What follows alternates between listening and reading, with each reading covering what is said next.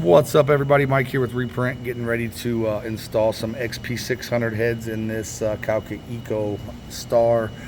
These are the dual XP heads. I just want to give you guys some pointers. I do have a video on the complete installation of print heads in your A3 Calca DTF machine. I just want to give you guys some tips and tricks. Here we have the XP600 cables, and we received this with some tape, some fabric tape. In every kit we got this fabric tape, and I took the time to go ahead and wrap these connectors to make sure that no ink could flow down the cables and potentially short out this print head. I see this often with many different types of machines. Someone gets careless, little ink drips, and it fries your print head, your carriage board, or both.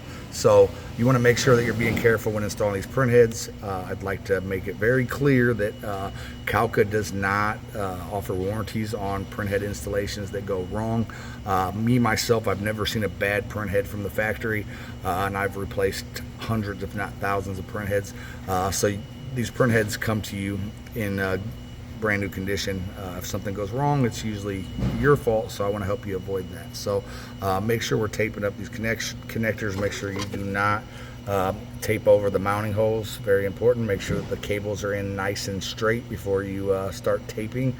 And then it'll make your installation a whole lot easier, because I can tell you what's going to happen is you're going to install your dampers, you're going to start to do an ink fill, and something's going to go wrong during this process. Your yellow damper may not fill, your black, vice versa. You're going to try to troubleshoot your machine, you're going to pull a damper off, and you're going to get a little ink sippage or spillage onto the printhead cable, and you're going to create a mess. You're going to have downtime, you're going to have to wait on print heads. So make sure you use this tape.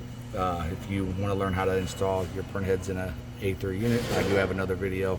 This one's just more of a what to not do and ways you can protect your print head from damage. Thank you guys for watching. See you in the next video.